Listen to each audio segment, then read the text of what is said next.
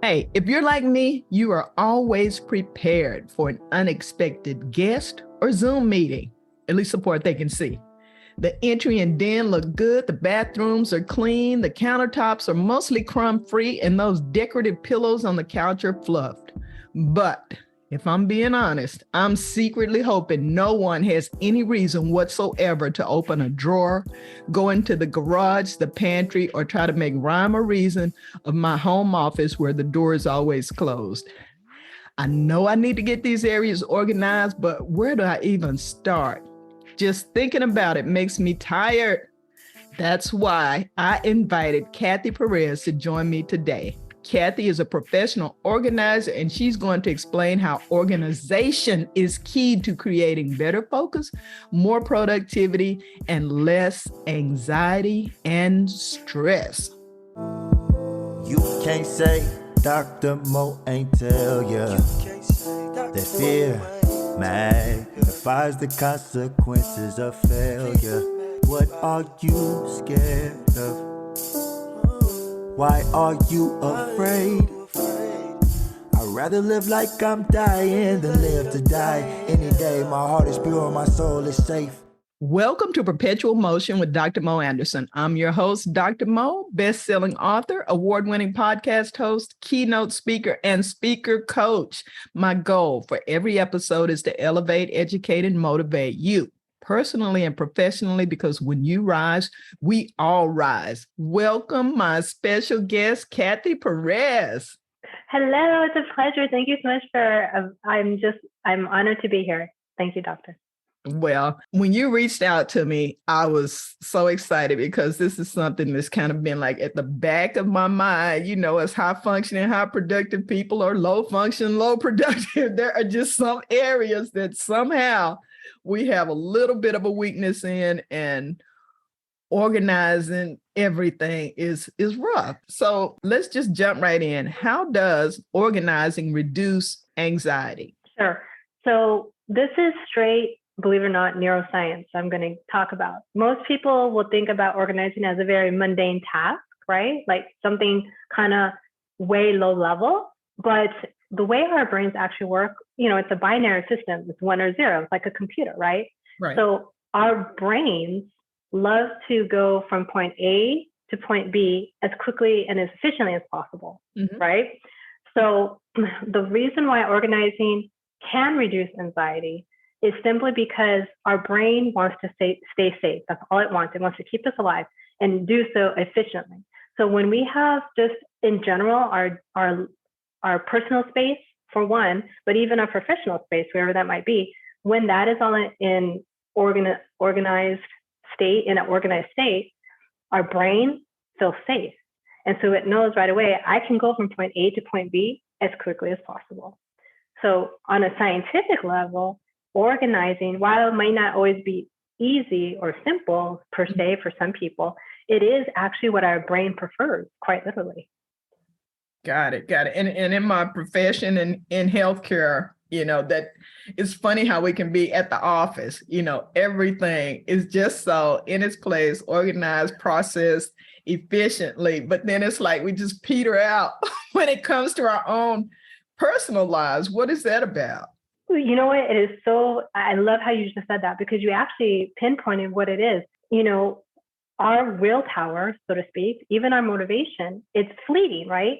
What that means is that we have a ton of willpower, but it's like our cortisol level. It actually depletes during the course of our waking hours. And so it's so obvious. You are going to do everything you possibly can as a high achiever in any part of your business to keep it going, for one, right? That's your livelihood. That's how you pay the bills. So anyone is going to do everything they can to outwardly make sure that their business or their productivities, let's say, tied to their business is going to be most efficient. That makes total sense. But that willpower can only last for so long. So the way you said it peters out, that's exactly what happens.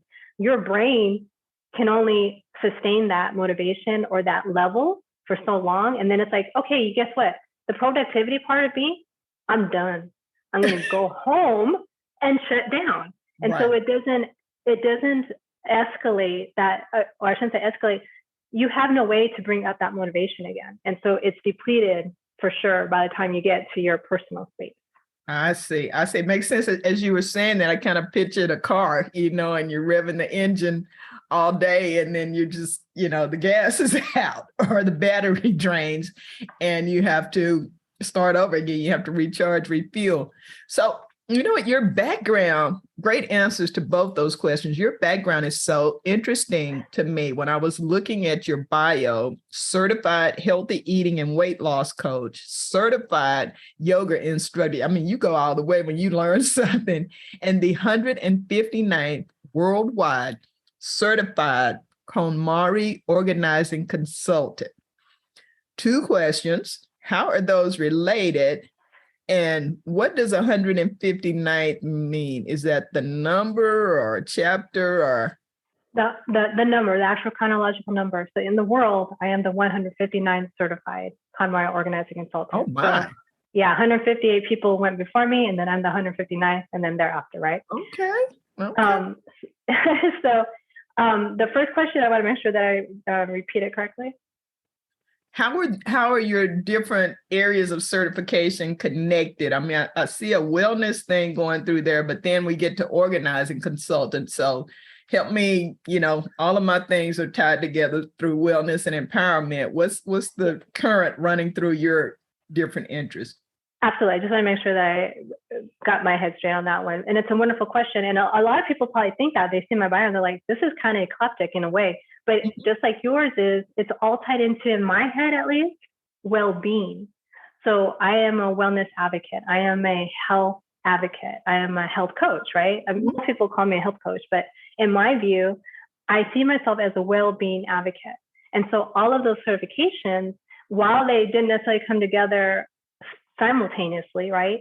One came before the other. But to me, they all relate still to my purpose, which is to help someone, i.e. women for the most part, become their best health advocate. I want to empower someone. So by me empowering my own wellness in all these different modalities, I'm able to take pieces of those and then, in my view, turn them into something useful that can then become a plan for someone else. That's excellent. And I mean, definitely, I can see how organization goes into the eating habits, because I don't have any groceries this week, and it's really hindered my nutrition, and which leads to eating inappropriately. It's all coming together for me. That is very, very wise and interesting. So the 159th worldwide KonMari organizing consultant. Why is that method of organizing so effective at creating better focus and productivity? Absolutely. That is a beautiful question. And one that I'm very, very personally attached to, obviously. So I've always been organized. I'm one of those freaks or those type of people that love to be organized. So I've been organizing all my life. And I've actually made a career out of organizing other people, right? Whether that was in HR, as an administrative assistant, blah, blah, blah. So I know the functionality of organizing is pretty useful, right?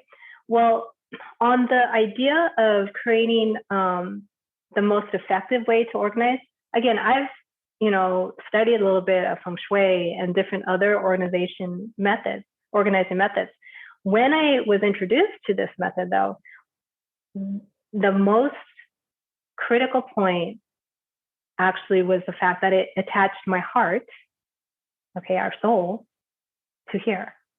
So there was a direct connection. Earlier, I talked about how people think of organizing as very mundane, right? Just not a very even important task. But what the KonMari method does is that it actually elevates the idea of organizing to, in fact, a very high, almost spiritual level of being. And that sounds kind of woo-woo, but what I'm getting at is that the reason why this method is so different from even feng shui, let's say, is simply because it's taking your idea of happiness, like i.e. your eternal happiness, and elevating it to the logical part of you, meaning that they're now connected. So your spiritual you is now directly correlating with your logical you. And that means a really wonderful way of being on any level of thinking, meaning that I could be at work and I'm going to be at this higher level of vibration. I can be with my kids at home and I'm going to be at this high level of vibration. Why? Because the method at its most stripped down version, it is simply a gratitude practice. That's really what it is. Okay. And when you are practicing gratitude on a continuous basis, that changes how you think. That changes how you see everything around you. So this method, it becomes very, we call it the KonMari effect. And this method, beyond other organizing methods, becomes very personal. It literally becomes part of you. Or other organizing methods, while very effective, I mean, I love feng shui, right? But they don't become attached to you, if that makes sense.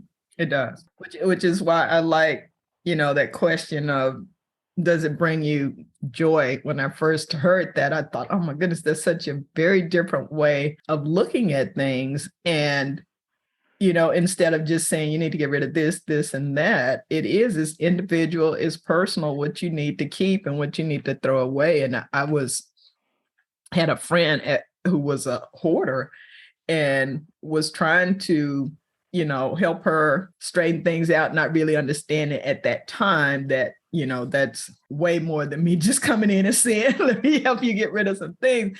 But there were some things that she was so emotionally attached to that I just didn't get. So had I understood what you're saying now, I would have, one, gotten professional help, but also taken a different approach to why do you have this and why is it meaningful for you, as opposed to just looking and saying, oh, this is junk, this is crap, which just elevated her stress. So, and we all must have that to some degree. Some things just mean more to us than others. So why are we hanging on to stuff then if it really does? Is this a Western thing?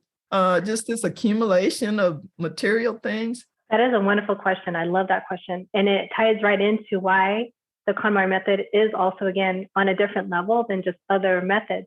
To not get too boggled down, unless we wanted to go there, the KonMari method is also very unique in that, one, it has the joy check, and that means you are going to joy check every single item that you own, right?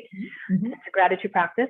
But within this method, instead of other methods of organizing which require you to go by location, i.e., I'm going to organize the garage, then I'm going to organize the pantry, whatever.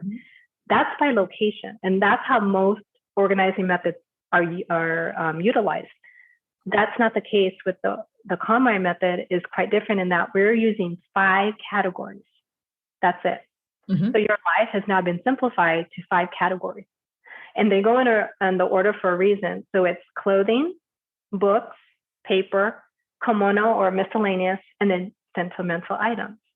So as you're joy checking in each of these categories, and I do mean everything that you own in these categories, they go in this category system or this, it's very important that we're going in that order, because what's closest to us? Well, our clothing. It's very easy to ascertain when we love something. This is one of my favorite sweaters. We love our favorite dress, right? So we know what joy feels like with our clothing. So we start with clothing because then we can give gratitude, and it's not so weird. Because that act of gratitude practice, the actual everything is given gratitude, is very much a Japanese cultural phenomenon. It's not something we're used to in the Western world. No. And so that's why, again, it became such a pop sensation so quickly. We weren't familiar with this idea of gratitude everywhere. So you go through the joy check for each category. Well, as you're going through each of these categories, your joy checking skills keep coming up, right? They get better and better. At which time you're at the last category, which is sentimental items.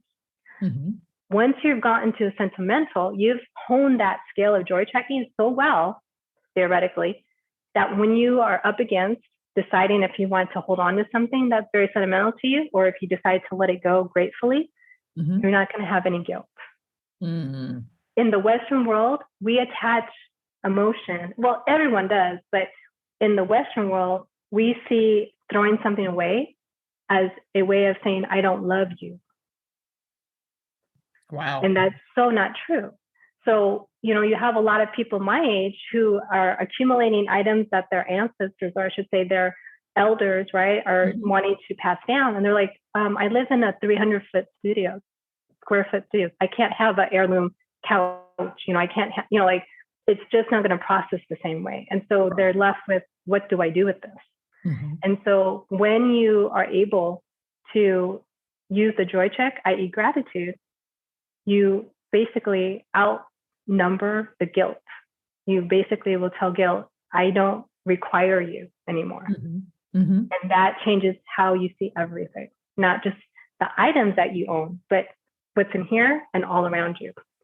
Beautiful, beautiful. And I can see where that's going to reduce stress and anxiety as well. So we talk about, organizing and increasing your joy, and really just, all the clutter, the things we accumulate, is more stuff to clean, it's more stuff to maintain. And I think we've just gotten too commercialized and too much into material things. But back to the thing I said originally, I wanted to ask you about that because I see this with a lot of my friends as well.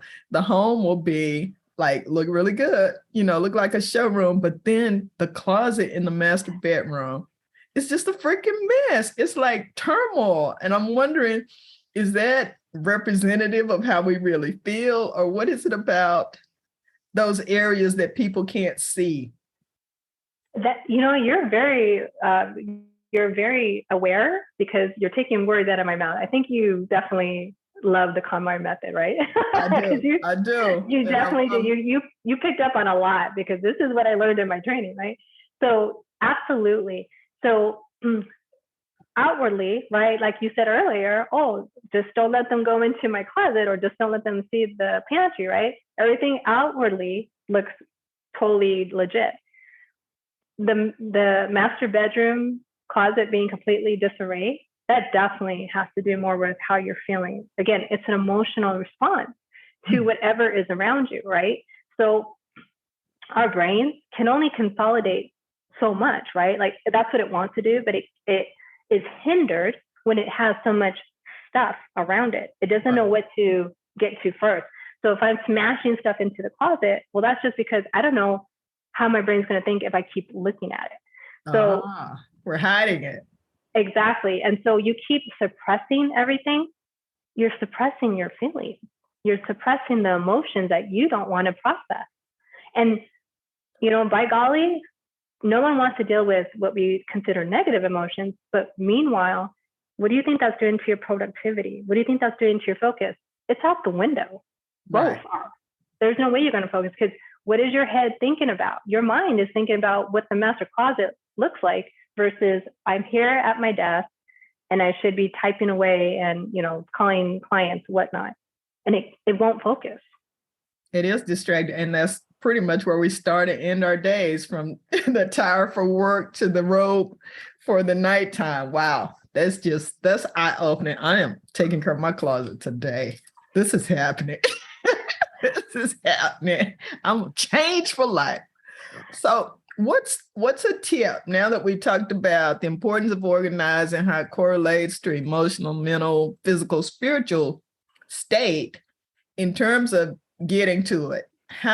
What's one tip to better organizing, something we can take away today and start with?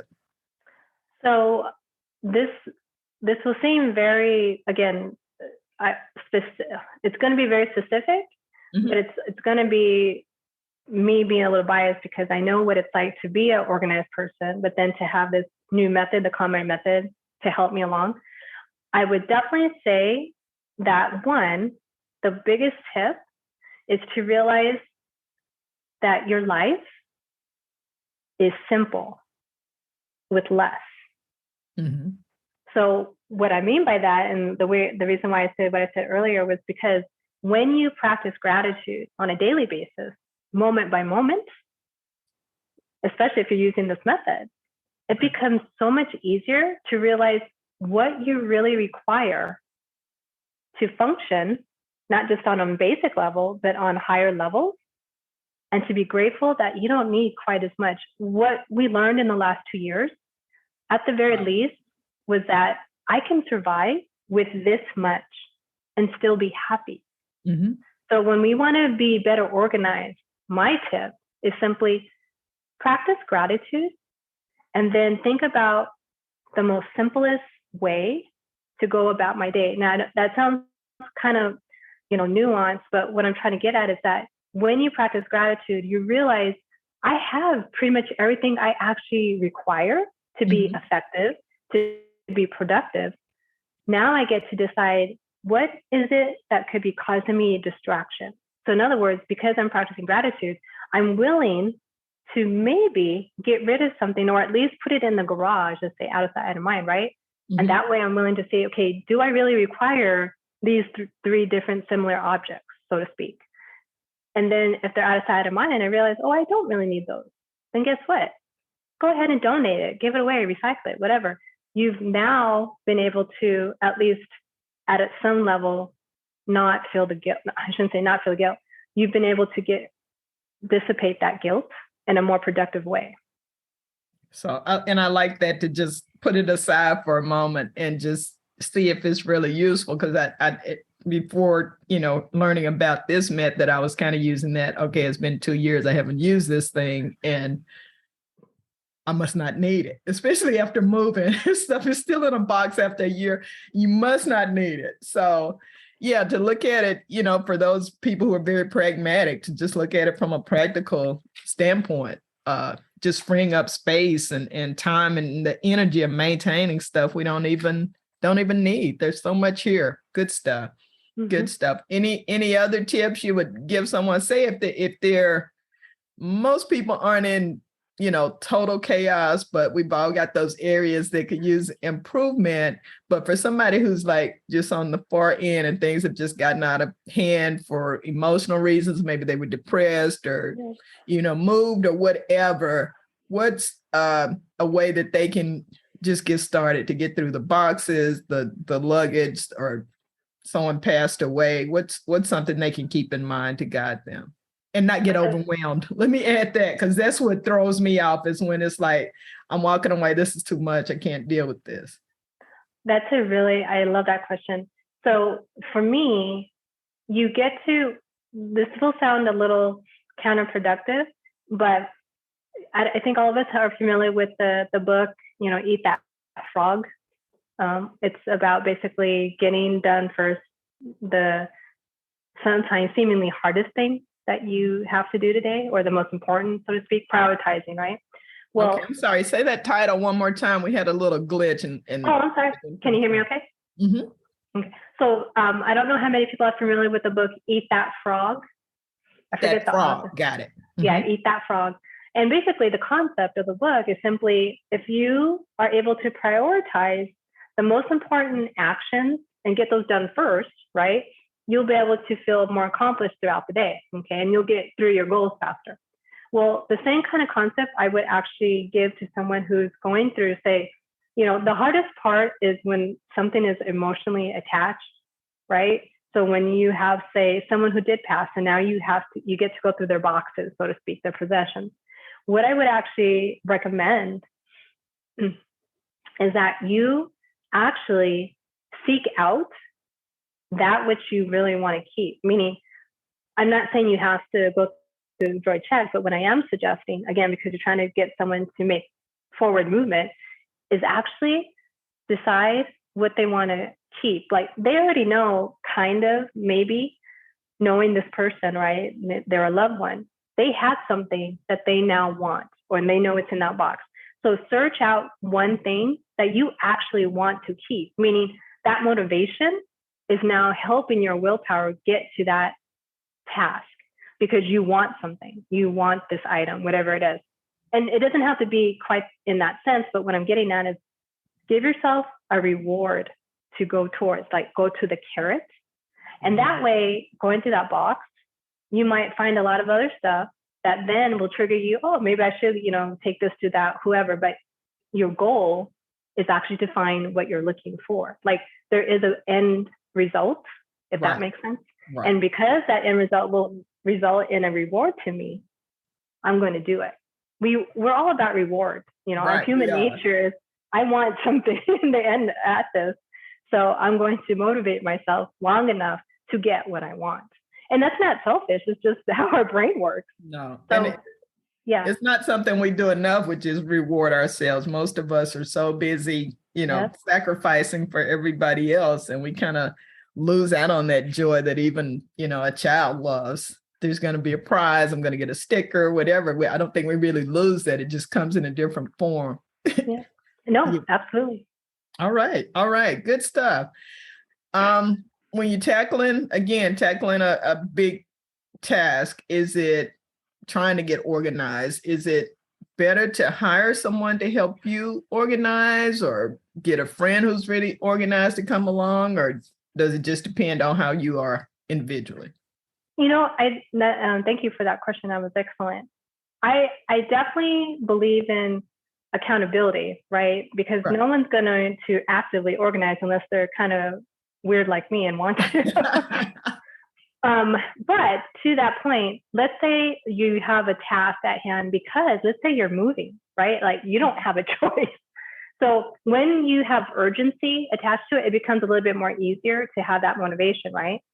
But if you don't have a motivation endpoint in mind, then my best guess is that you're feeling a little overwhelmed, and you're wondering, okay, how can I make this happen, right?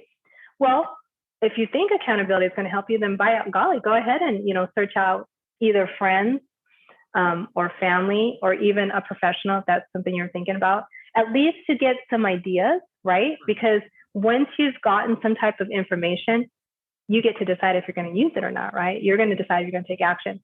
So I read the first chapter of the first Marie Kondo book, and I'm like, I'm in, and I just went for it, right? As I'm reading the book, I'm going through this tidying festival, but I was motivated, right? So anyone who is kind of tinkering with the idea, I really think it's time that okay, they think it's time. Let's get a little bit more information. So my best overall suggestion is talk it over with other people, whether that be friends, family, i.e. even a professional, just to get an opinion. Once you've gotten opinions, your brain has a little bit more information, and it can make a better decision if in fact you want to move forward. Beautiful, beautiful. Well, before we wrap up, is there anything else you want to add? Any tips or any lessons learned, pitfalls to avoid? I definitely would like to, one, let people know that if you embark on the KonMari Method, please understand that we talked about it earlier, the joy check, which is quite phenomenal, but also it's quite foreign to us. Even the word joy is quite different for us. We think of more of like happiness, right? We don't even think about the word glee, but joy is somewhat foreign to us. So if you're going to go through, at least learning about the KonMari Method, understand that you're going to have a little bit of uncomfortableness, if that's a word, but be okay with that, because when you're getting uncomfortable, that's actually a good thing. And that means that you're going to be curious, which means you're going to learn, and which means you're probably going to want to embark on something. So just stay curious is actually what I'm getting at, because you might find later down the road that it was the best decision you could have made, right?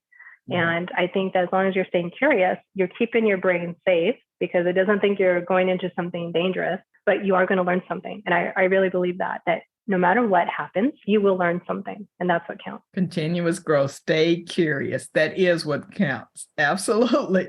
So tell listeners how they can find you, connect with you. I know you have a website. I think you've got a Facebook group, lots of opportunities to interact with you. Definitely. Thank you for that. I'm more pronounced on Facebook, and I do have a free and private Facebook group, and it is Empowering Women, Healthy Habits for Less Anxiety. That's a really long word, but you can just look up healthyhabitsforanxiety.com, healthyhabitsforanxiety.com. Okay. And we'll drop that in the show notes as well. Well, I think I'm just going to go right from here and tackle that closet of mine. I'm feeling really revved up and powerful. And well, first, let me think about what reward I'll have. But I appreciate the change in perspective and mindset and very practical takeaway tips. Cathy Perez, you've been delightful. Thank you so much. Thank you. It's been a pleasure.